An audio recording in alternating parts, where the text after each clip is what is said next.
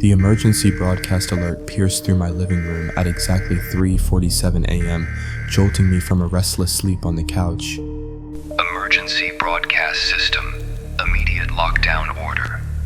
All residents must remain indoors until further notice. Do not attempt to leave your homes. Await further instructions. The message repeated every 30 seconds, a mechanical voice over a red banner. No explanation, no end time, just that eerie demand. I reached for my phone to check the news. No signal. The Wi-Fi was down. I was surprised and I wondered if there might be an upcoming storm, messing with networks. Then I tried my landline, dead either. I turned on my laptop. Nothing, only the TV worked. What the hell? I live in a town so small, it barely has a name. Just a clutch of houses, a gas station, and a diner that closes at 8. In my whole 30 years living in this town, I never saw anything like this before. I was a bit worried, but I might be lying to myself if I said I wasn't slightly excited. It was something new in the otherwise monotonous small town. For the first few hours, I sat on the couch, thinking what might have happened. The broadcast just gave the alert, but didn't state any reason for it. I tried again a couple of times to get my phone and laptop working, but it was useless.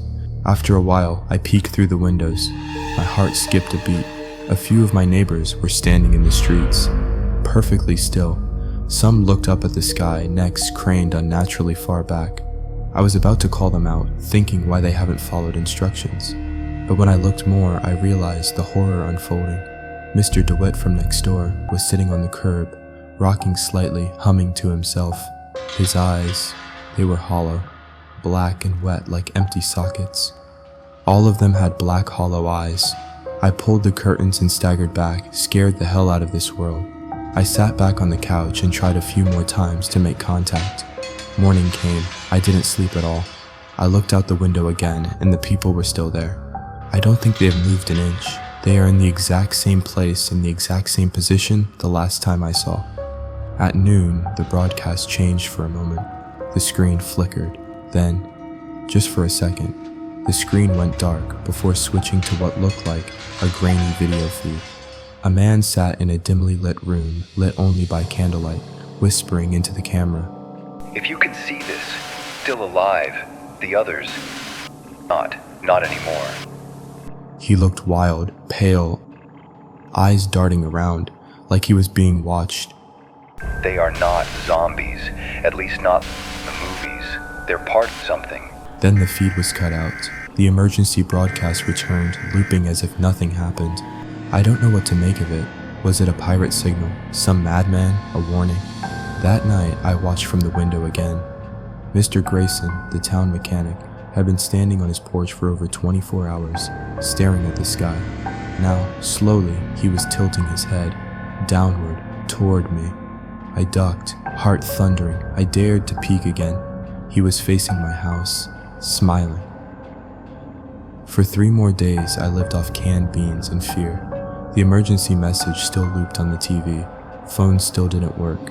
The only contact I had was that flickering, cursed screen.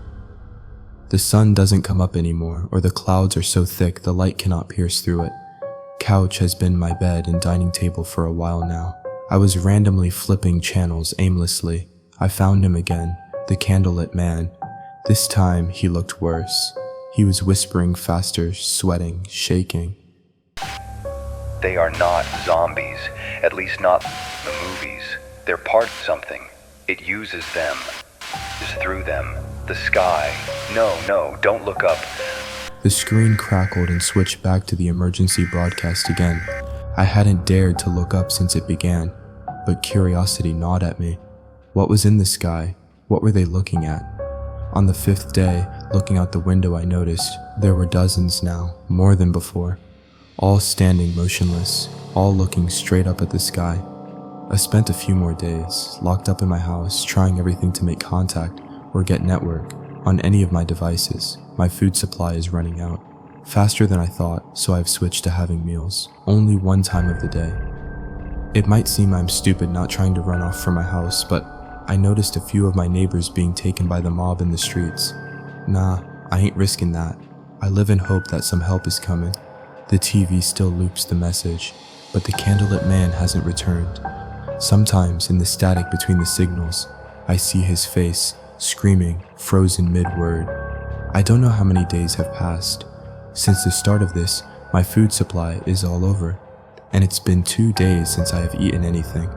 The mob has been chanting something, and it has a severe effect on me. My vision blurs and fades to black. My head feels like it may explode.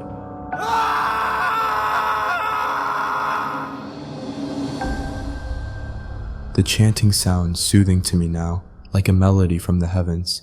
I don't feel hungry anymore, but I'm having a sudden urge to go outside and take a look up in the sky. What has been waiting for me? If you have enjoyed the video, please like and subscribe for more stories. We've never spoken about this particular event, not even among ourselves, after it happened. It was with my friends Ben and Ryan and myself going camping into the woods like we used to do when we got a weekend off, or at least used to do before this. In general, we try to go to new places. There was this one forest in particular situated 2 hours away from our city that we've been told about. We've been putting it off for a while because it was said to be dangerous, packed with wild animals that would attack campers often. Ben, in his usual part of trying to be a badass, said he would take out his shotgun and we'd be safe.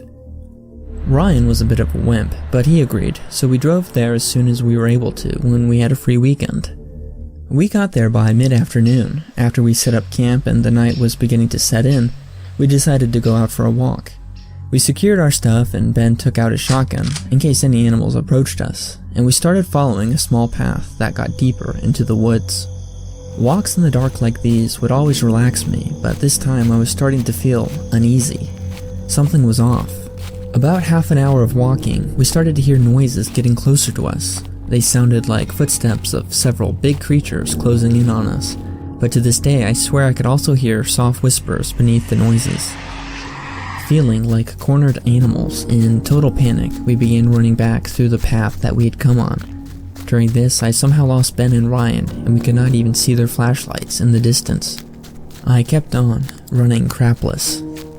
At some point, I ran past an old house, which seemed to have suffered a fire. The windows were boarded up, but the door seemed to be half open. Suddenly, I heard something coming from inside. Terrified at first, I froze, but then I realized it was actually Ryan, calling for me to come inside. I was doubtful at first, for some reason, but as soon as I heard the animal sounds coming closer to me, I bolted into the house and closed the door. I lifted my flashlight to look around, and there was Ryan. I pointed the light to his eyes, but he didn't seem to react much to it. In fact, he seemed really calm, which was odd for him. "Let's stay here for now," he said, in a relaxed tone of voice. "Those things out there could be dangerous." Now I was worried about Ben, but remember that worst case scenario he had a shotgun, ready if anything attacked him. I took a deep breath and started looking around the room. The few chairs that were laying on the floor looked charred, and in one corner of the room there was a pile of sticks with a bunch of stones scattered around them. All of a sudden, we hear Ben's gun go off twice. I stood there paralyzed, as every other sound in the forest stopped. I glanced briefly at Ryan, and he was just looking at me, completely quiet. I was about to say something when suddenly someone started banging on the door. Ryan immediately grabbed my shoulders and said, "Don't open that door. It could be one of those things." I started walking towards the door and he insisted, "Don't do it. They're gonna kill us."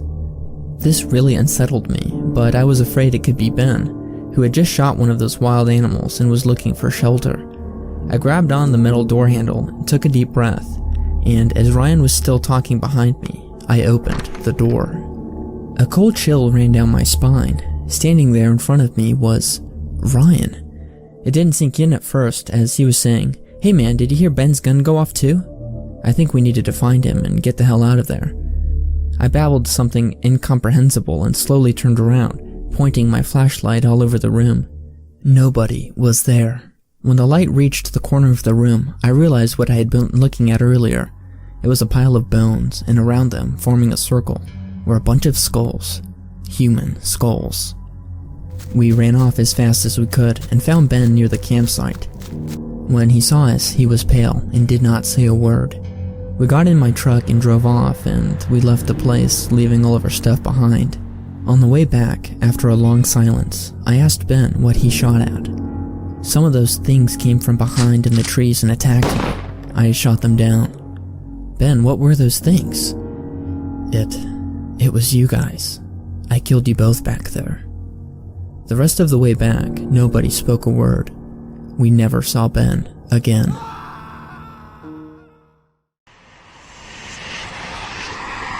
When I first pulled into the parking lot, the very first thing I noticed was how vintage the building looked. The entire exterior looked to have been made in the early 60s. Personally, I didn't mind the aesthetic. I'm actually somewhat of a fan of architectural history, so any chance I get to experience something like this up close, I take it. The reason I was even at a hotel in the first place was because I had to travel out of state for an interview with a potential new employer. When the company was setting up the interview, I asked if we could possibly do the interview over the phone, but the receptionist stated that the hiring manager likes to meet in person. I was a bit apprehensive traveling such a distance just for a job interview, but the job seemed too good to pass up. The receptionist seemed to sense my concern and once again mentioned that the trip would be paid for, regardless if I got the job or not. They said they would put me in a hotel for the night, and I would do the job interview in the morning, then be free to stay another night or just travel back home. Did I mention the job was too good to pass up? I told them that it would be fine and I would leave as soon as possible. They gave me the address for the hotel which they had reserved a room for me. I thought that was somewhat odd as normally the person chooses a hotel and the company just reimburses them. My father traveled a lot for work. That thought didn't stick in my mind for long, however. They were giving me a couple free nights in a hotel after all. Stepping out of my car, I looked closer at the building before me. It wasn't immensely tall, like your typical hotel, nor was it super flashy. When you travel downtown a major city, it's hard not to see massive logos for hotels on most of the skyscrapers. The building before me seemed plain, but not in a bad way. To me, it seemed like it was built during a time where there was only a need for one hotel for miles, so it didn't have to try as hard to draw in customers. Another oddity that stood out about this place was the absence of any name. There was just a red neon sign buzzing faintly in the dusk that simply said hotel. This was a first for me, as even family-owned bed and breakfasts had names to them.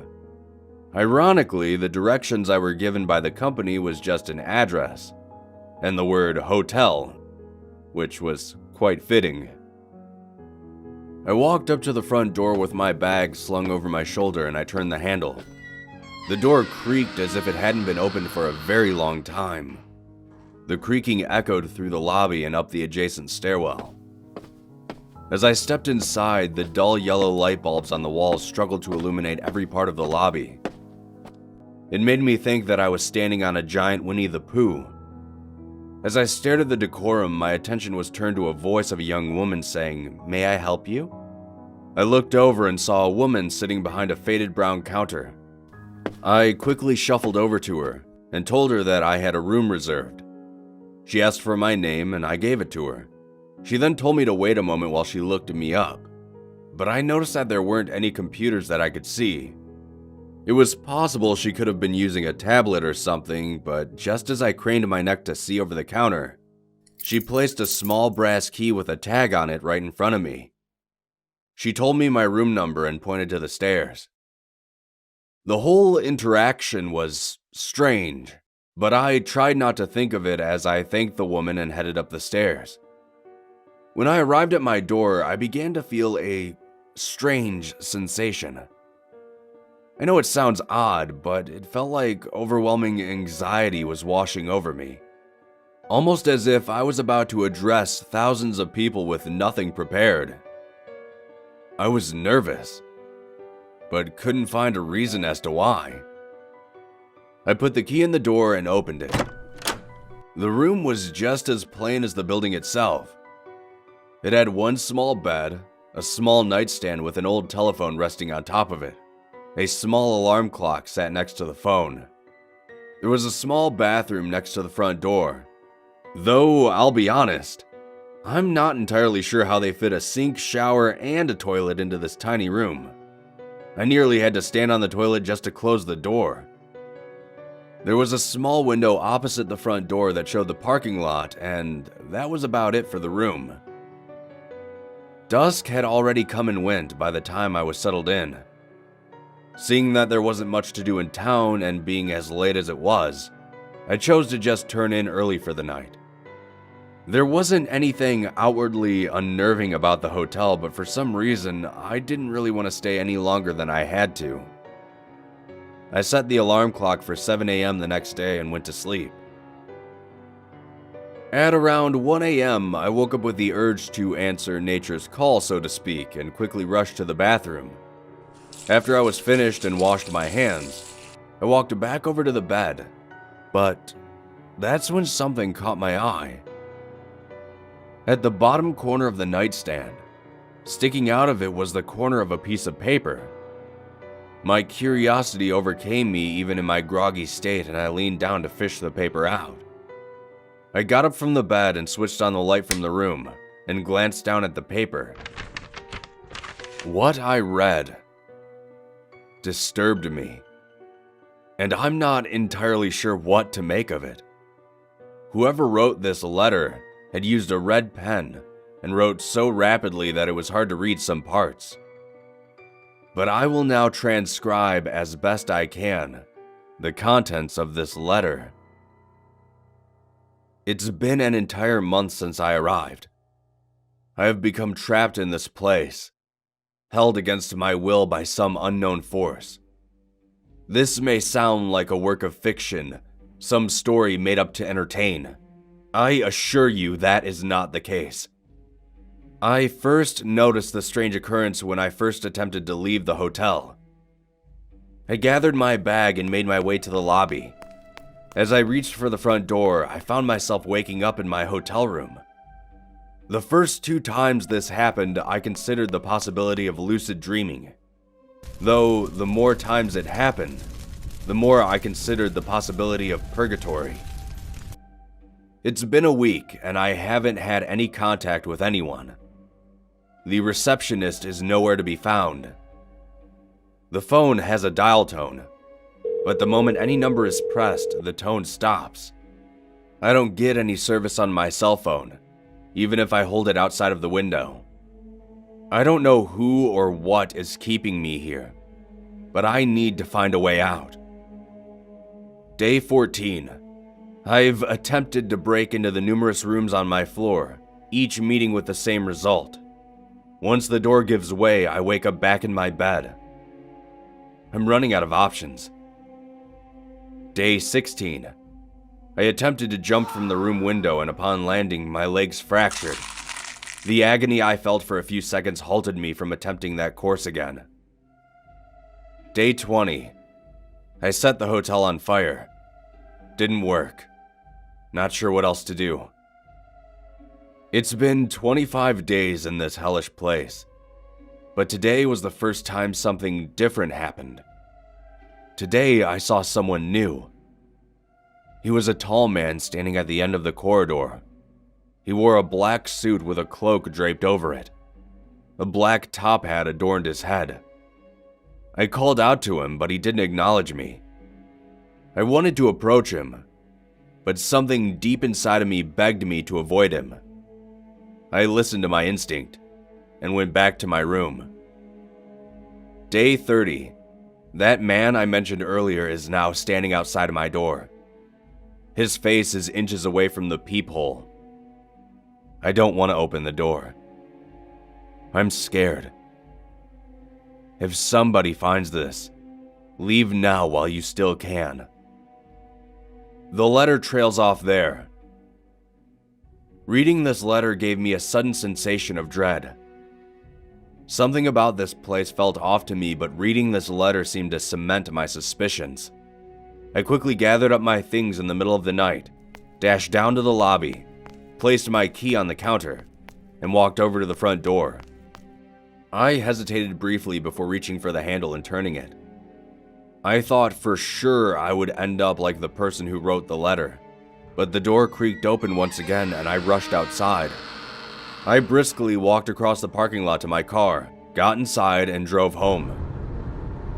I felt guilty not attending the interview, but I wasn't that desperately in need of employment.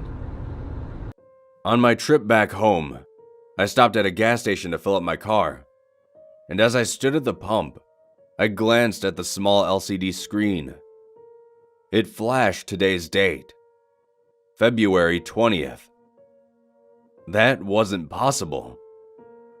My interview was scheduled for January 20th, and I had arrived at the hotel on the 19th of January. This made me nervous. After I finished filling my tank and got back into my car, I felt something hard inside my pocket, something I hadn't noticed earlier. I reached my hand into my pocket, and I pulled out a single red pen. I'm not sure what's going on, but I think I'm losing my mind. There's no way I wrote that letter right. That I had been trapped in that hotel for a month. But I have no memory of being there for more than a few hours. I have since called family and friends. Surely they would have noticed something amiss, but they all told me that they've interacted with me recently, within the past few days. I know for a fact that I left for the interview on January 19th, but I didn't make it home until February 20th. Yet nobody seems to have noticed me missing for a full month. Like I said, I'm probably losing my mind. But I think I'll be avoiding sketchy old hotels. At least for a while.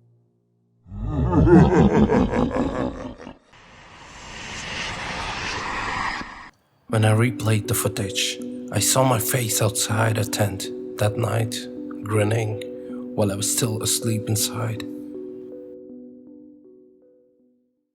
The thing about being a landscape photographer is that you're always chasing the places others avoid. We love desolate areas so we could get a better shot. At least that's what my buddy Mike believed. We frequented Southwest in my blue Ford at any chance we got. We were both 30-something desk jockeys during the week, but weekends belonged to the wilderness. It all began in mid-October 2024, when we decided to venture north of Gallup. I'd mentioned the spot during lunch with Nate, a Navajo colleague. The land is cursed, James. Things best forgotten. I laughed it off. I'd heard plenty of desert legends. They made good campfire stories though. The next day we arrived in the afternoon. The sun was already hanging low.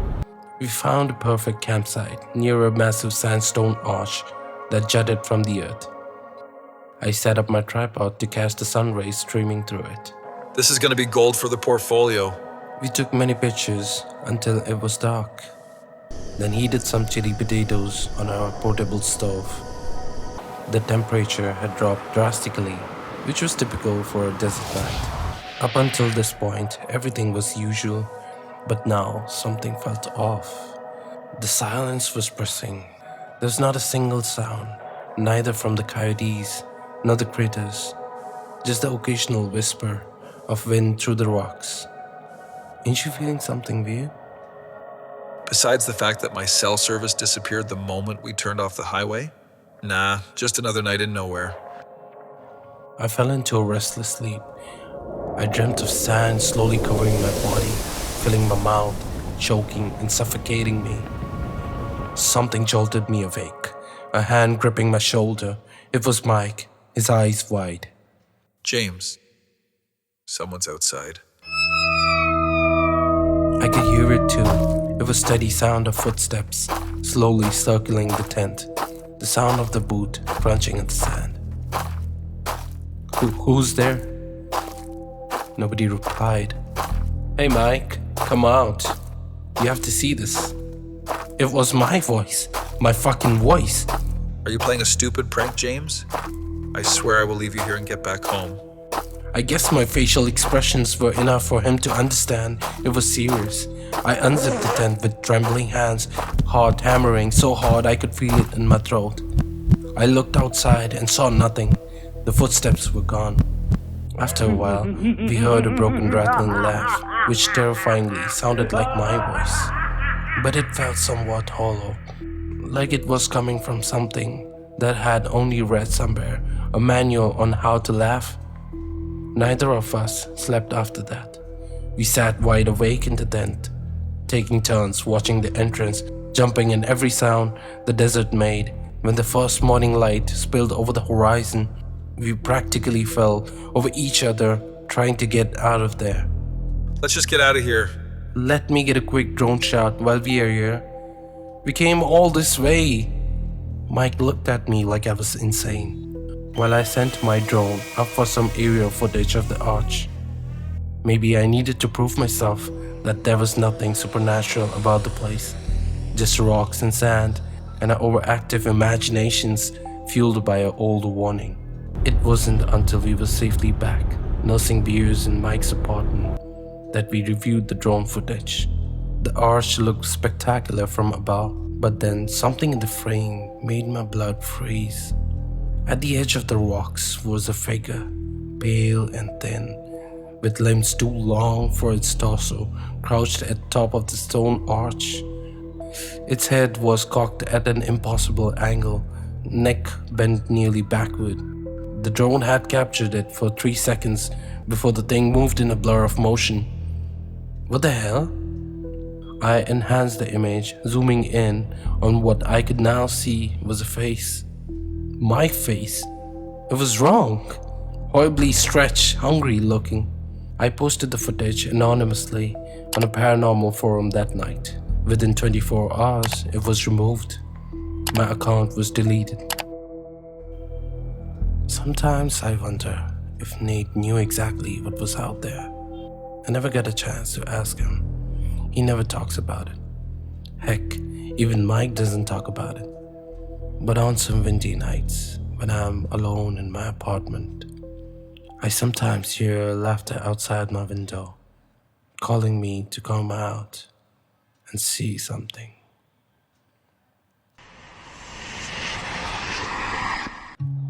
I don't know if I'm still in that cold place, or if it was a dream, maybe a prank to get my reaction, or hell, I might be dead for all I know. Let me start from the start. I'm a park ranger, and what happened to me that winter in Glacial National Park has haunted me ever since. I was a seasonal backcountry ranger back in 2023, fresh out of the training and eager to prove myself. My job is simple: patrol the snow-covered trails, check for avalanche risks, and make sure emergency shelters were maintained for any hikers who might get stranded. Most days were peaceful, and some days were even beautiful. The mountains wore their winter coats with a kind of quiet dignity that made you feel small but privileged to witness. But that peace was shattered one afternoon in late January when the weather report crackled over my radio, warning of a severe blizzard moving in faster than expected. I checked my map and realized I was close to Whitefish Cabin, an old emergency shelter tucked away at the higher elevation. It hadn't been officially checked in months, and I figured I'd make a quick detour before heading back to the base. As I trudged through the snow, the sky started turning black ominously above me, the first flakes of the coming storm starting to fall. About a quarter mile from the cabin, I noticed something that made me stop in my tracks. There were footprints, and these were fresh footprints, carving a path through the pristine snow towards the shelter. My pulse quickened. Nobody was supposed to be up here, with all the storm warnings, not deep in this back country, and certainly not without checking in at the ranger station first. I followed the tracks, my hand instinctively moving to rest on my sidearm. The footprints were odd, too widely spaced, as if whoever made them had been running or had unnaturally long legs. The cabin came into the view through the trees, a small weathered structure that stood for decades against the winters. Smoke trailed from its chimney, thin and almost translucent against the darkening sky. Someone was definitely inside. I approached cautiously. I noticed, while there were plenty of tracks leading towards the cabin, I couldn't see any leading away. "Park ranger," I called out, my voice sounding weak against the rising wind. "Is anyone here?" The door creaked open at my touch, revealing a dimly lit interior that smelled of damp wood and something else. Something metallic and faintly sweet. A can of beans sat on the small wood stove, still warm and half-eaten. A sleeping bag lay unzipped on the floor, as if its occupant had left in a hurry. "Hello?" I called again, stepping inside and closing the door against the biting cold. "This is Ranger Ryan Bennett. Is everything alright?" I got no response, and I couldn't shake the feeling that I wasn't alone. My eyes scanned the cabin, a table, 2 chairs, a small bed frame, and a window overlooking the valley below. There was something by the window that I noticed that made my blood run cold. Carved into the wooden frame was a single word: "Stay." The letters were jagged and deep, splinters still fresh around the edges. This had been done recently. I checked the perimeter outside, fighting against the wind. There were no snowshoes propped against the wall, no backpack, the sign of transportation. Whoever had come here had either continued on foot into what now was becoming a whiteout blizzard, or was still here somewhere. By the time I finished my search, the storm had arrived in full force. There was no way I could make it back to the base now.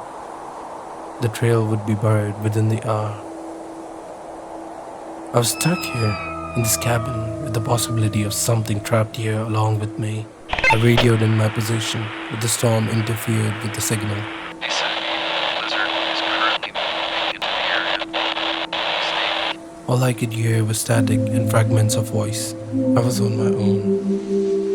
Night fell quickly in the mountains.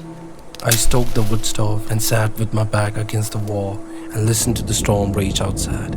The wind played tricks on my mind. Sometimes it sounded like whispers, sometimes like distant screams. I checked my watch. 10:30 p.m. Then 11:45. Then 1:15 a.m. Sleep refused to come. At 2:30 a.m., something changed. The wind had died down momentarily, creating an unnatural pocket of silence. And in that silence, I heard the distinct crunch of footsteps in the snow, circling the cabin. They were slow and deliberate footsteps. Then came the knocking, not at the door, but on the eastern window. 3 soft taps, almost polite. Then at the back, 3 more taps. Then finally on the door. My mouth went dry. Who's there? Silence stretched for what felt like an eternity. Then came a voice from the other side of the door. "Ryan, it's me. Open up." A chill ran down my spine that had nothing to do with the cold. The voice was mine. It was my voice. Something wrong with it. Identify yourself, I demanded, trying to keep the tremor out of my voice. "It's Ryan. Let me in. I'm freezing out here." I backed away from the door, my heart hammering against my ribs. This isn't real, I whispered to myself. Let me in. Let me in. Let me in. It's cold." The knocking became pounded. The whole cabin was shaking with the force of it. I aimed my rifle at the door, certain it would splinter any second, and then, abruptly, it stopped. In its place came the scratching, slow and methodical dragging of something sharp across the wooden exterior of the cabin. It moved around the perimeter, a terrible sound that set my teeth on edge. The radio buzzed to life. "Ryan, you need to listen to me. Do not open the door. Do not step outside even if the voice is gone and the blizzard is over." I almost jumped by the sound of the radio, and secondly, because it was my voice yet again on the radio. Either I was going batshit crazy or something is terribly wrong out here. I didn't speak on the radio, fearing the thing outside would hear my voice and barge in. I spent the rest of the night huddled in the corner, listening to the scratching and the voices that whispered my name with increasing urgency as hours crawled by. I know the thing outside was strong enough, judging by the pounding on the door, that it could break the door in 1,000 pieces. But I don't know why it didn't do that. It was enjoying my fear, I suppose. When the first light of dawn finally broke through the windows, the voices were gone. I waited another hour before I dared to open the door, half expecting to find nothing but pristine snow outside. What I found instead was worse.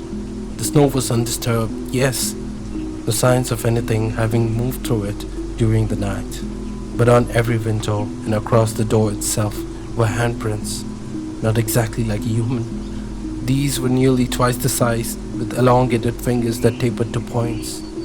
I took a couple of photos, collected samples of the wood where the scratching had left deep gouges, and reported everything once I made it back to the base. Officially, my report was filed under weather-related auditory hallucination and frost pattern anomaly. The photos were confiscated. 2 days later, I was actually convinced that it might be hallucinations, but that didn't explain the handprints. I just wanted to forget the traumatic experience I was preparing to leave at the end of my seasonal contract. The chief ranger called me into his office. He gave me a charm of some kind, an ancient-looking thing. As I was depositing my gear at the station, the radio buzzed again to life. It was my voice again. All it said were these terrifying words. "Wake up, Brian. Brian, you need to wake up. You need to get out, now."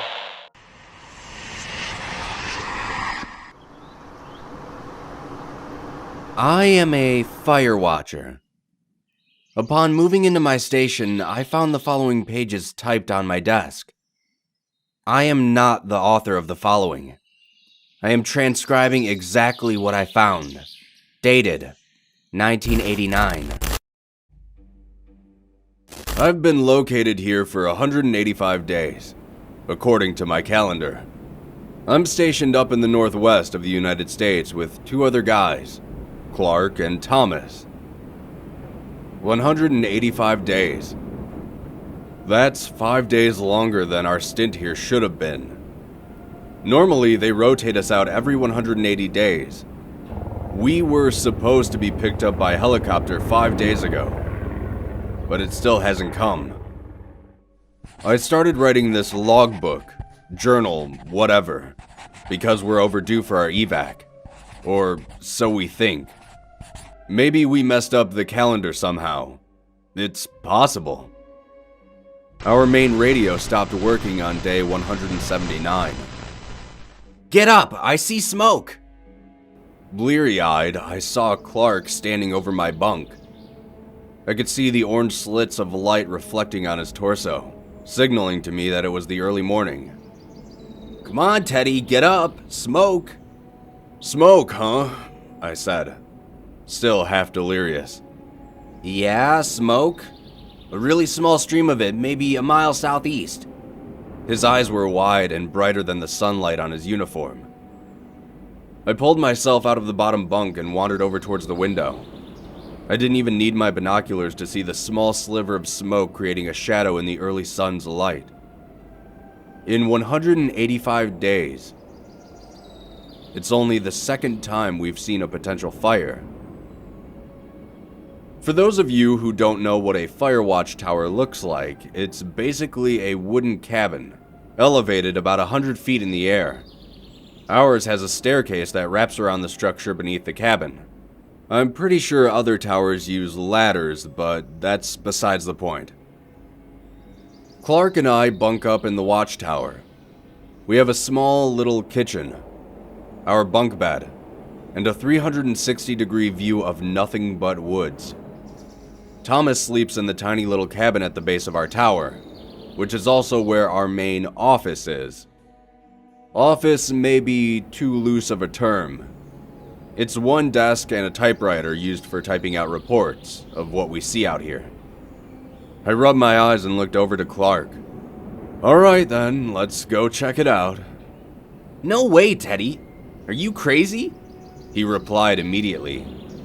Clark has been afraid to go out past the outhouse since day 180 passed. He's afraid that a helicopter will come, and he'll miss his chance to be rescued. Rescued, Clark would say. But are we in danger? Did we miscalculate the number of days we've been out here? We still have plenty of food. Did they forget about us? Has the apocalypse come and gone and we don't know because we've been so isolated? Okay, fine, you big baby, I said. Radio down to Thomas and let him know. He should be awake by now. Our main radio back to base isn't getting any sign of life from anywhere. And if it isn't receiving from anywhere, we assume that we aren't being heard from anywhere. Luckily, we still have our own short-range walkie-talkies to communicate with each other. Clark took out his walkie. The crackling static filled the tower before he pressed the button. Tom! Hey Tom! There's some smoke about a mile southeast. Can you go check it out? A few seconds passed before Thomas responded. After I finish wiping my ass, I'll go check it out. Unless you want to come down here and help me with that, eh, Clarky? Thomas, the oldest of us, was always picking on Clark, the youngest. He doesn't really dislike Clark, it's just he's easy to pick on. He's a 23-year-old college dropout. I think he studied accounting or finance or something on his parents' dime.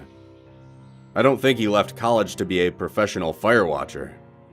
No, I think he left to come out into the wilderness, to be alone, and to take a retrospective look at his life to decide what he really wants to do. You only sign up for 180 days of isolation if you're crazy, or if you want to get away from something. I'm not too sure which category Thomas falls in. He's a cryptic brute of a man. His picture is probably in the dictionary next to lumberjack. He's pretty quiet unless he has a joke to tell or something important to say. Either way, when he opens his mouth, I listen. As for me, well, it's not really important why I'm out here. Heading out now, Clarky, Thomas radioed. Clark and I watched Thomas begin his trek into the tree line until we could no longer see him. Clark cocked his head towards mine. Teddy, he said to me, Thomas has been acting different, weird. I didn't expect him to be so blunt, but I had noticed as well. I knew Clark was aware of it, but this was the first time we actually spoke about it. I'm aware, I replied curtly. He doesn't seem to be bothered that we're stuck out here, Clark mentioned. We don't know if we are stuck out here. We could have scratched the dates off wrong. You know, like we thought we didn't scratch a day off yet, but we really did. So we accidentally scratched off the next day too, I reasoned. Yeah, I guess, Clark said softly. I knew what he was going to say next. At night, though, he whispered. Would you give it a rest, Clark? Come on, Teddy. It's messed up. He's fine during the day and then just, what, changes?